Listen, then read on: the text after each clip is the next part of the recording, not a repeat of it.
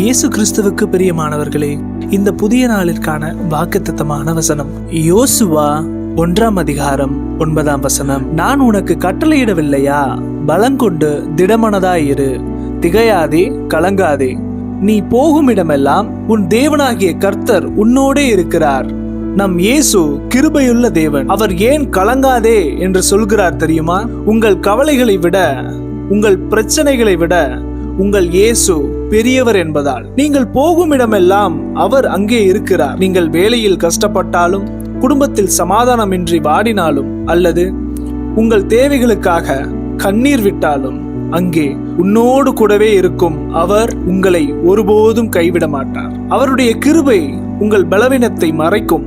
அவருடைய சத்தியம் உங்கள் பயத்தை நீக்கும். உங்கள் கண்ணீரை துடைத்து உங்களை மீண்டும் பலப்படுத்த அவர் தயாராக இருக்கிறார். நம்மில் எத்தனை பேர் இன்று அவரிடம் நம்மை ஒப்பு கொடுக்க போகிறோம்?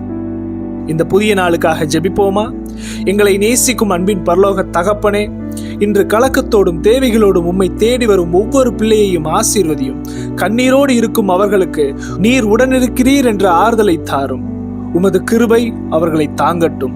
உமது சத்தியம் அவர்களுக்கு தைரியத்தை தரட்டும். இன்று அவர்கள் சுமக்கும் பாரங்களை நீர் எடுத்துக்கொள்ளும்.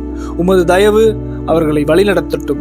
அவர்கள் ஒருபோதும் தனிமையில் இல்லை என்ற அந்த பெரும் நம்பிக்கையை அவர்களுக்கு தாரும்.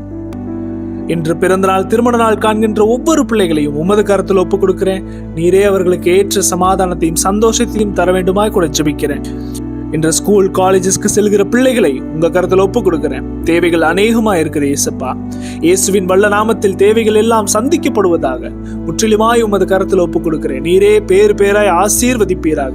மீட்பெரும் அருமை இரட்சகருமாகிய இயேசுவின் வழியாய் ஜெபிக்கிறோம் எங்கள் ஜீவனுள்ள நல்ல பிதாவே, ஆமேன்.